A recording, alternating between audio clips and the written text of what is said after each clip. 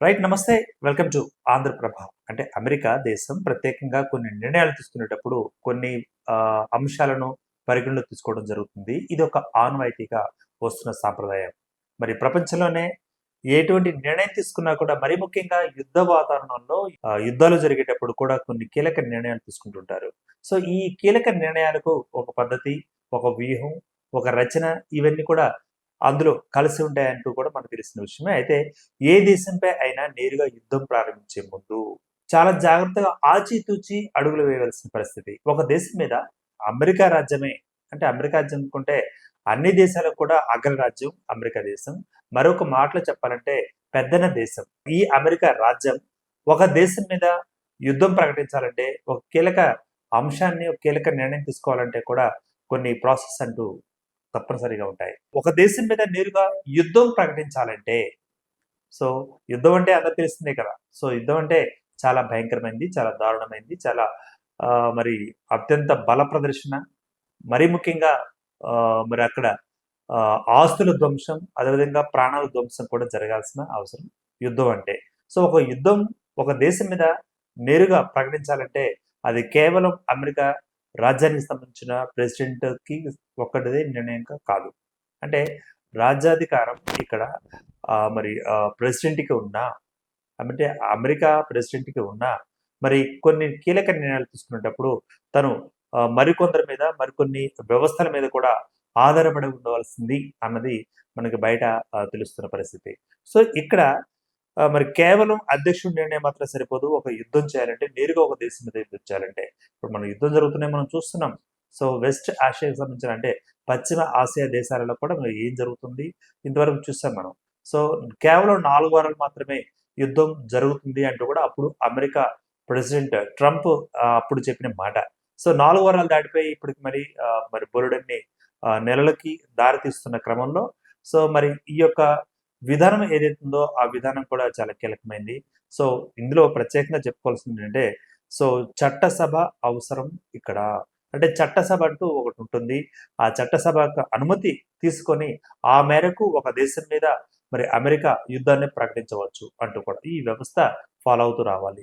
So, ఒకవేళ చట్టసభలో ఒకవేళ అనుమతి లభించకపోతే ఆ దేశం మీద యుద్ధం ఒకవేళ చేస్తే సో, తప్పనిసరిగా అతని మీద అభిశంసన లేకపోతే అభియోగాలు ఇవి కూడా వచ్చే అవకాశం ఉంటుంది. సో, మొత్తం మీద ఒక దేశం మీద యుద్ధం ప్రకటించాలంటే మరి అధ్యక్షుడి నిర్ణయం సరిపోదు అన్న మాట వినిపిస్తున్న మాట. ఇందులో భాగంగా ముఖ్యంగా ఇరాన్‌పై కొనసాగుతున్న సైనిక చర్యల నేపథ్యంలో అమెరికా రాజకీయాలలో ఉత్కంఠ నెలకొన్నది. సో, మరి అమెరికాకి సంబంధించి అదేవిధంగా ఇరాన్‌పై కొనసాగుతున్న సైనిక చర్యలు. ఇప్పుడు మనం చెప్పాం కదా! సో, ఇరాన్‌పై కొనసాగుతున్న ఈ సైనిక చర్యలు ఏవైతే ఉన్నాయో, ఈ ఇరాన్‌కి మరి దగ్గరగా ఉన్న మరి ఇతర శత్రు దేశాలుగా లేకపోతే పడని దేశాలు ఏవైతే ఉంటాయో, ఆ దేశాలని మరి అనుకూలంగా చేసుకొని, సో, డైరెక్ట్ యుద్ధంలో కాకుండా, ప్రత్యక్ష యుద్ధం కాకుండా, సో, మరొక దేశాన్ని అక్కడ పెట్టి ఆ దేశంతోటి యుద్ధం చేయించడం ఒక తంత్రం. సో, ఇక్కడ ఇరాన్‌పై కొనసాగుతున్న సైనిక చర్య ఎలా ఉందో కూడా మనకు తెలిసిందే. ఈ సైనిక చర్య నేపథ్యంలో కూడా అమెరికాలో ఉన్న రాజకీయాల్లో ఒక్కసారిగా ఉత్కంఠ పరిస్థితి నెలకొంది.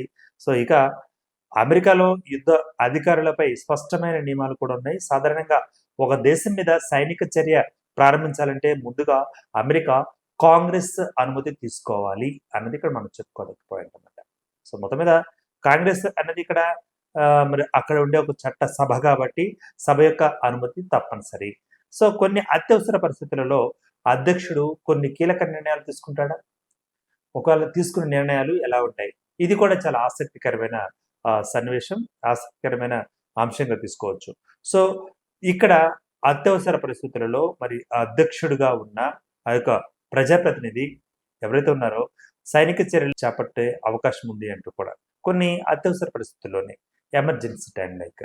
సో, దీన్ని ఆహ్, అలా చేసిన 48 గంటలుగా కాంగ్రెస్‌కి సమాచారం ఇవ్వడం తప్పనిసరి. ఒకవేళ అత్యవసర పరిస్థితి ఎమర్జెన్సీ అంటూ ఏర్పడితే మరి మిగతా దేశాలకు లేదా అన్ని దేశాలకు కూడా ప్రకటించినప్పుడు అదే విషయాన్ని చట్టసభకి ఖచ్చితంగా వివరించాలి. అదే కాంగ్రెస్‌కు కంపల్సరీగా ఇన్ఫర్మేషన్ అందించాలనేది మరొక రూల్ కనిపిస్తోంది.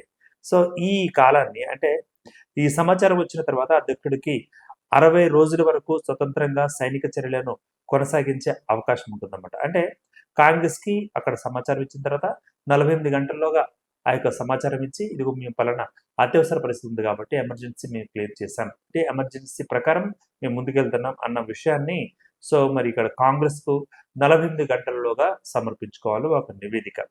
దీని తర్వాత ఈ సమాచారం వచ్చిన తర్వాత అధ్యక్షుడికి 60 రోజుల వరకు స్వతంత్రంగా సైనిక చర్యలను కొనసాగించే ఛాన్స్ ఉంది. 60 రోజులంటే మనకి తెలిసిందే కదా! 2 నెలల పాటు. 2 నెలల పాటు మాత్రమే సైనిక చర్యను కొనసాగించే అవకాశం ఉంది. ఒకవేళ వ్యక్తిగతంగా ఆ నిర్ణయం తీసుకుంటే. ఇక ఈ కాలాన్ని మరి వార్ పవర్స్ గడువుగా కూడా పరిగణించడం జరుగుతుంది. సో, మరి యుద్ధం చేసేటప్పుడు యుద్ధ తంత్రం, రాజకీయ తంత్రం. సో, ఈ తంత్రాలన్నీ యుద్ధ తంత్రం గాని, రాజకీయ తంత్రం గాని, ఈ తంత్రాలను మరి అధ్యక్షుడి స్థాయిలో ఆయన ప్రయోగించాలంటే ఒక 2 నెలల కాలంలోనే ప్రయోగించాల్సి ఉంటుంది. అదే దీన్ని వార్ పవర్స్ పీరియడ్ టైమ్ అంటారనమాట. ఈ టైంలోనే మీరు ఏమేమి చేస్తారో, యుద్ధం ఎలా చేస్తారు, ఎలా వ్యూహాత్మకంగా పెడతారన్నది కేవలం ఈ వార్ పవర్స్ పీరియడ్‌లోనే చేయాల్సి ఉంటుంది అన్నది కూడా మనకు తెలుస్తున్న అంశం. ఇక ఇప్పుడైతే వార్ పవర్ అంశం ఏదైతుందో, ఈ వార్ పవర్ అంశం అన్నది ఇక్కడ అమెరికా రాజకీయాల్లో ప్రధాన చర్చగా మారిపోయింది ఇప్పుడు. సో, దాని గురించే కూడా మరి అమెరికా దేశాలలో కూడా దీని యొక్క టాపిక్ గురించి కూడా బర్నింగ్‌గా ఒక ఇష్యూ నడుస్తుంది. అయితే డొనాల్డ్ ట్రంప్ ఫిబ్రవరి 28న ఇరాన్‌పై ఆకస్మికంగా సైనిక చర్యలు ప్రారంభించిన రోజుగా మనం గుర్తు చేసుకోవాలి. సో, సైనిక చర్య ప్రారంభించినప్పుడు కూడా జస్ట్ ఒక 4 వీక్స్ మాత్రమే అంటే 4 వారాలు మాత్రమే అని చెప్పడం జరిగింది. మొత్తం మీద డొనాల్డ్ ట్రంప్ ఫిబ్రవరి 28న ఈ సైనిక చర్యలు ప్రారంభించడం జరిగింది. అటు తర్వాత మార్చి 2వ తారీఖున కాంగ్రెస్ అధికారికంగా ఈ విషయాన్ని చెప్పడం జరిగింది. అంటే మనం అనుకున్నాం కదా! 48 గంటల్లోగా కాంగ్రెస్‌కు సమాచారం ఇవ్వాలి. ఇక్కడ ఫిబ్రవరి 28న ఇరాన్‌పై సైనిక చర్యలు ప్రారంభించిన ట్రంప్ అదే విషయాన్ని మరి మార్చి 2వ తారీఖున అధికారపూర్వకంగా సమాచారం ఇవ్వడం జరిగింది. సో, మధ్యలో మరి గ్యాప్ ఎంత వచ్చిందో మనకు జస్ట్ ఊహించుకోండి. సో, అటు తర్వాత మార్చి 2న కాంగ్రెస్‌కు అధికారపూర్వకంగా సమాచారం ఇచ్చిన తర్వాత ఆ రోజు నుంచి లెక్కపెడితే దాదాపుగా 60 రోజుల పాటు ఆ 60 రోజులు కూడా మరి ఈ రోజుతోటి అంటే దాదాపుగా ముగిసిపోయింది. 60 రోజులు కూడా అంటే 2 నెలల పాటు ముగిసింది. సో, ఇక దీంతోటి ఇప్పుడు కీలక నిర్ణయం తీసుకోవాల్సిన పరిస్థితి ఏర్పడింది. ఈ కీలక నిర్ణయం అనేది మరి ట్రంప్ తీసుకుంటారా? లేకపోతే ట్రంప్‌తో కూడిన మరి కాంగ్రెస్ ఇక్కడ తీసుకుంటుందా? అన్నది కూడా ఈ చట్టసభకు సంబంధించిన కీలకమైన రాజకీయ పరిణామం మరి అక్కడ రగులుతున్న పరిస్థితి మనం చూస్తున్నాం. అయితే ట్రంప్‌కి సంబంధించి కూడా ట్రంప్ చేపట్టిన ఈ వ్యూహం, యుద్ధ తంత్రం, సైనిక చర్యలు ఏవైతే ఉన్నాయో మరి ఇప్పటికే వీటి మీద కూడా కొంత అసహనం వ్యక్తమవుతుంది అమెరికాలో. సో, మరి వాటి మీద కూడా రాజకీయ పరిణామాలు ఏర్పడ్డాయి. దీంతో కీలక నిర్ణయం తీసుకోవాల్సిన పరిస్థితి ఏర్పడింది ప్రస్తుతానికి. ఇక గడువు పూర్తయిన తర్వాత అమెరికా అధ్యక్షుడి ముందు 2 ప్రధానమైన మార్గాలుంటాయి. ఏ మార్గంలో వెళ్ళాలి? ఏ స్టెప్ తీసుకోవాలి? దీన్ని ఎలా ఎదుర్కోవాలి? అన్న విషయంలో మరి 2 మార్గాలు కూడా అవలంబించాల్సి ఉంటుంది. ఒకటి ఇక్కడ సైనిక చర్య చేపట్టిన దేశం అంటే ఇక్కడ సైనిక చర్య చేపట్టిన ఇరాన్‌పై కొనసాగుతున్న సైనిక చర్యలను నిలిపివేయడం. 2 కాంగ్రెస్ నుంచి అధికారికంగా అనుమతి తీసుకొని యుద్ధాన్ని కొనసాగించడం. కాంగ్రెస్ ఆమోదం లేకుండా యుద్ధాన్ని కొనసాగించడం చట్టపరంగా సమస్యాత్మకంగా మారుతుంది. 2 ప్రధానమైన అంశాలు. ఒకటేమో ఇరాన్ మీద మరి సైనిక చర్య ప్రారంభించి మరి గడువు తీరిపోయింది. 60 రోజులు గడువు తీరిపోయింది.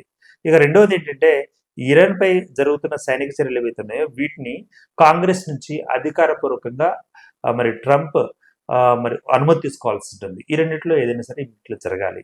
సో, ఇలా. అయితే కాంగ్రెస్ నుంచి అధికారిక అనుమతి తీసుకొని యుద్ధాన్ని కొనసాగించాలా? లేకపోతే కొనసాగించకుండా ఆపాలా? మరి యుద్ధాన్ని కొనసాగించాలంటే ఇప్పట్లో యుద్ధానికి ప్రస్తుతం షార్ట్ టైమ్‌లో దానికి ఒక విరామం లభించినట్లే. ఈ తాత్కాలిక కాలాన్ని తాత్కాలిక విరామంగా అనుకోవాలా?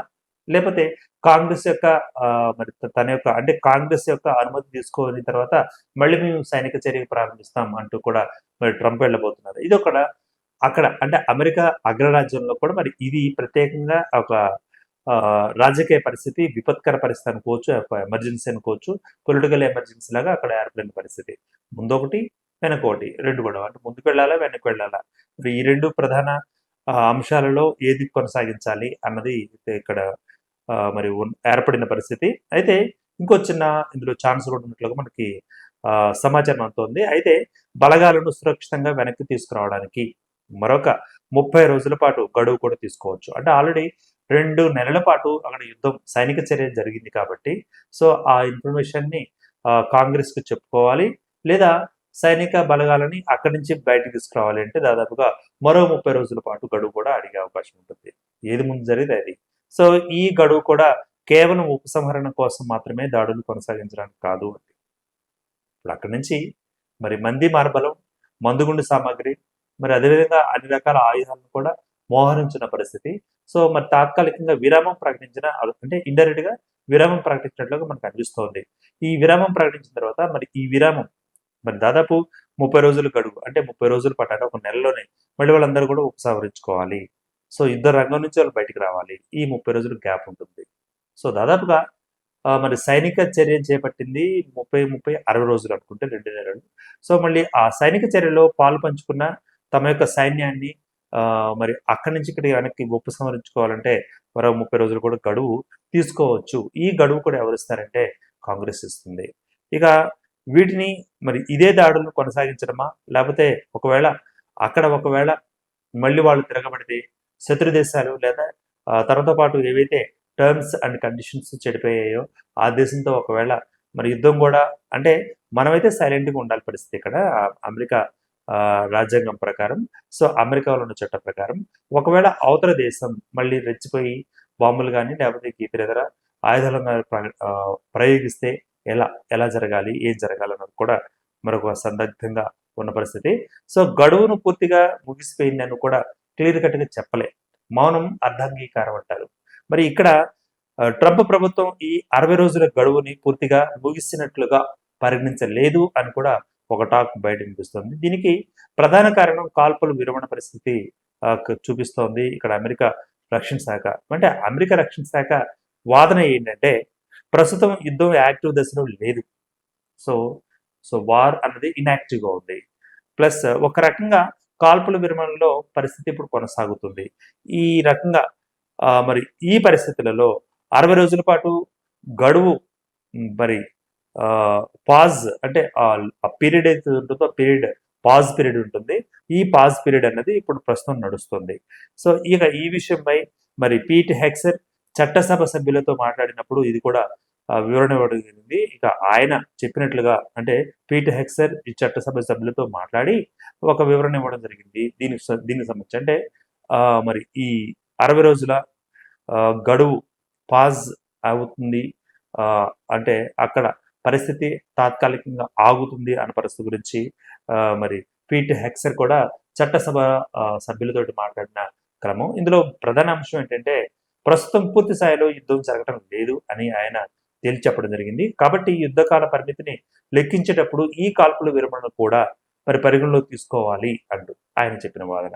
అదేవిధంగా మైక్ జాన్సన్ కూడా ఇక్కడ అమెరికా ప్రస్తుత యుద్ధంలో లేదంటూ కూడా ఆయన కూడా స్పష్టం చేశారు. ఇక అమెరికా ప్రధాన లక్ష్యం శాంతిని నెలకొల్పడమే.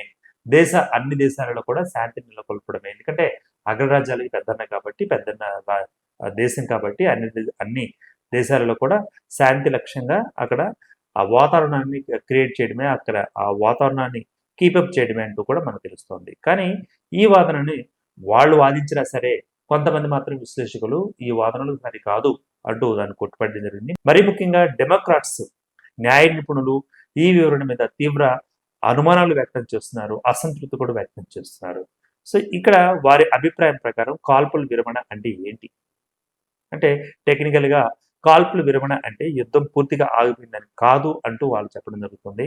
సైనిక చర్యలు పూర్తి స్థాయిలో నిలిచిపోలేదంటే 60 రోజుల గడువు కూడా అలాగే కొనసాగుతుంది అని వారు చెప్తున్నమాట.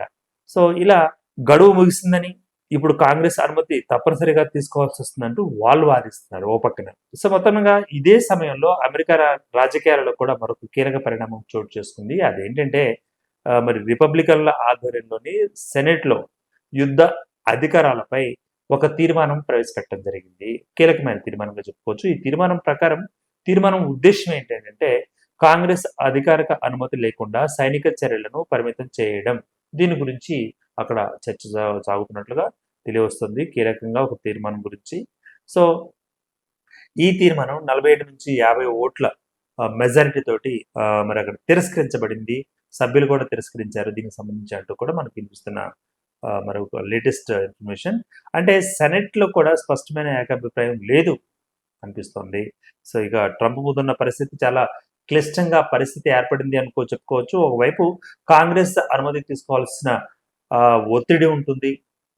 అదేవిధంగా మరోవైపు డెమోక్రాట్లు న్యాయపడడానికి సిద్ధమవుతున్నారు. వాళ్ళకు కూడా న్యాయపరంగానే జవాబు ఇవ్వాల్సి ఉంటుంది. మరి ఈ నేపథ్యంలో ట్రంప్ ముందు 2 ప్రధాన మార్గాలున్నాయి. ఒకటి కాంగ్రెస్‌తో చర్చించి 30 రోజుల గడువు పొందడం, లేదా కోర్టులో జరిగే న్యాయ పోరాటాన్ని ఎదుర్కోవడం. ఈ 2 అదనపు కీలక స్టెప్స్‌గా ఇక్కడున్నాయి. సో, ఇక అమెరికాలో యుద్ధ నిర్ణయాలు కేవలం సైనిక అంశాలకు మాత్రమే కాదు, రాజకీయంగా కూడా చాలా కీలకమైనవి అని చెప్పుకోవచ్చు. సో, అధ్యక్షుడి అధికారాలు, కాంగ్రెస్ పాత్ర, న్యాయపరమైన వివాదాలు ఇవన్నీ కలిసి ఒక మరి క్లిష్టమైన వ్యవస్థను అక్కడ రూపొందించిన పరిస్థితి మనం చూస్తున్నాం. సో, ఇక ఇరాన్ అంశం ఇప్పుడు కేవలం 2 దేశాల మధ్య ఒక సమస్య ఇది అని మనం చెప్పుకోలేము. సో, ఇది అమెరికా అంతర్గత రాజకీయాలను కూడా ఎఫెక్ట్ చేసింది అక్కడ. మరి ఒకవైపు జాతీయ భద్రత, మరోవైపు చట్టపరమైన బాధ్యతలు. ఈ రెండిటి మధ్య ఆయన ట్రంప్ ఎలా బ్యాలెన్స్ చేస్తారు అన్నది మరి అందరూ కూడా ఎదురు చూస్తున్న దేశవ్యాప్తంగా, అదేవిధంగా ప్రపంచవ్యాప్తంగా మిగతా దేశాలు కూడా ఎదురు చూస్తున్న అంశం ఇదే. సో, ఎలా బ్యాలెన్స్ చేస్తారు, ఏం చేస్తారు ట్రంప్ అంటూ కూడా. మొత్తం మీద ఇప్పుడు ప్రధాన ప్రశ్న ఏంటంటే ఈయన ఎలా బ్యాలెన్స్ చేసుకొస్తారు? ఎలా నెగ్గుకొస్తారు? మరి కాంగ్రెస్ సంబంధించిన సభ్యులకి నుంచి అనుమతి తీసుకుంటారా?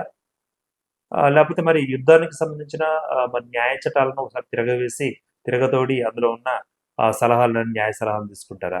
మొత్తం మీద 60 రోజులు గడువు ముగింపు ఒక కీలక మలుపుగా ఇక్కడి నుంచి తీసుకునే నిర్ణయాలు అమెరికా విదేశాంగ విధానాన్ని కూడా మరి ప్రపంచ రాజకీయాల దిశను ప్రభావితం చేసే అవకాశం ఉంటుంది.